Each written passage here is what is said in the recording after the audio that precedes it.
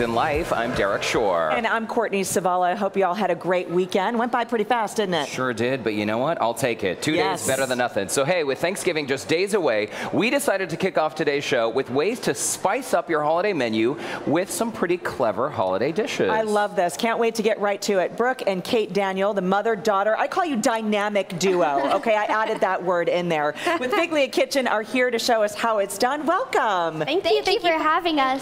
Biglia Kitchen, by the way, in case you're not aware, you guys do some great cooking classes. Adults, you can like BYOB, but you also do kids workshops, which is fantastic. Absolutely. And Kate, you were on Chopped? I was on Chopped Junior, yes. That's pretty cool. Thank you. So you must know a thing or two about cooking. A thing or two, yes. How old were you when you started cooking? Honestly, I really started cooking when I was 9, but I would bake more then. But when I was 10, I would actually start playing with more flavor combinations and everything. And look at you right there. This is so legit, so official. And you are now 12, so you are fully into your adult cooking stages. Fully adult. Exactly. I love it. All right, let's get started. I love all those pictures, but Kate, we're going to start with you. You're going to put me to work, correct? Yes. All right, let's do it. You've got the mic. Let's do it. First of all, we're making the butternut squash mac and cheese. Yes. So I'm just going to go ahead and turn on the stove right here. Right there we go. Can you go ahead and add the butter in, please? Yes. And do you mind coming over here and chopping the butternut squash? Yes. I can take direction. So just chop this up. You want this cubed, Kate? Yes, please. So we'll scoop out the seeds first and put them in here. Yep. All right, I'll go to work while you guys do your thing. Thank you. So we're just going to let this melt, right? Yes. And then what else do we need to put in? Then we're going to add the shallot and saute it. Okay. Should I add it in now? Yeah. You've got it? Okay. So your shallot is just kind of finely chopped here. Yes, like a mince. And just one, we call it a clove? Just one. Kind of, yeah. I guess, right? Yeah. Because it's kind of oniony, garlicky, right? It's in that family, am I right? Yes. Okay.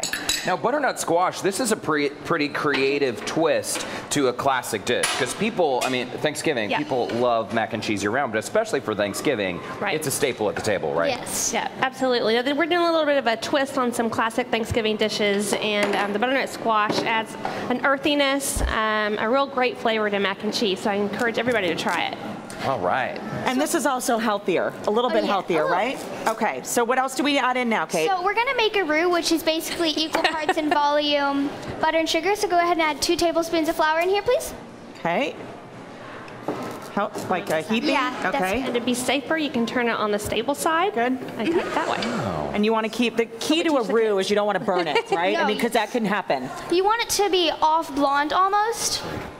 So that's all stirred together. Will you slowly add in the milk? Yes. By the way, Brooke just gave me a great tip because I was doing this incorrectly.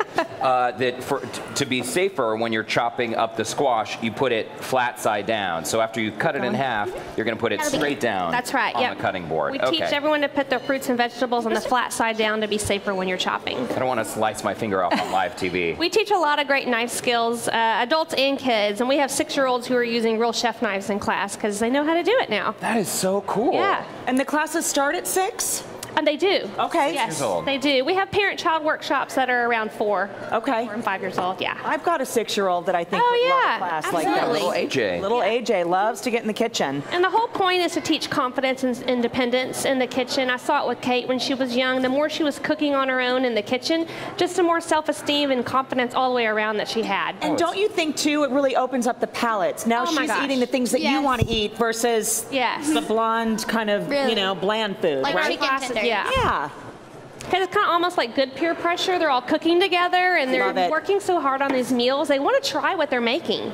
So this is kind of getting to a boil now. So this is a good start here. It is very good. And then we're going to grate some cheese. We have the cheddar cheese and the Parmesan, which is a very nice balance because the Parmesan is kind of sharp. And so is the cheddar, but it's kind of smooth at the same time. I think it just plays with the cheese. You want to go ahead and grate it? Sure, I'll grate. We don't have a ton of time left. I know for live TV purposes, maybe we should accelerate this along. But let's say this is all, the squash is all cubed up. Yeah. What are we going to be doing with this? The squash, so then we roast it for an hour with salt, pepper, olive oil. Okay. And then once we get the cheese in here, then we'll add it to this cute little pasta that I have, which is called zucchini. And it's like a pumpkin squash, because squash. Shaped like a pumpkin. Yeah. Great idea. Can I put this in there? Go ahead. Okay. Oh, yum. Melted cheese. Absolutely. Delicious. And I know that is the magic of TV. So you're going to make the sauce. You would add in then the squash, right? Yes. Okay, we'll put that in.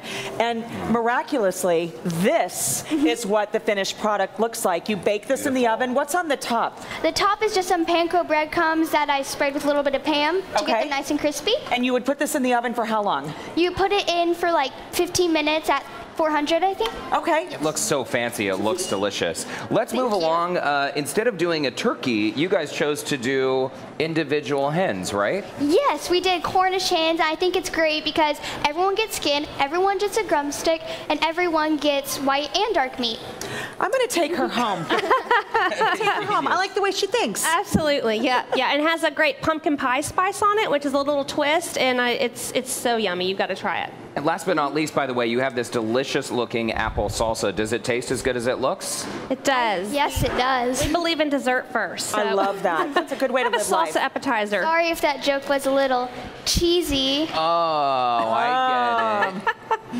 Well, this looks absolutely delicious. Now, you guys have a holiday event coming up, right? We do, yeah. We have holiday gingerbread house workshops coming up. We have parent-child macaroon workshops. Get to make your own macaroons, cookies, all kinds of fun things.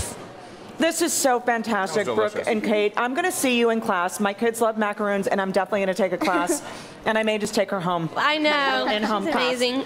By the way, fantastic. I know this went by really, really quickly, but we will be sure to put the recipes online at our website, HoustonLife.tv. Thanks for Brooke and coming in. Kate, Thank you for having me. Thank you for having us. Yeah, and if all of you out there would like to learn more about Figlia Kitchen's workshops for kids or their BYOB adult classes, you can check out their website, figliakitchen.com. I know.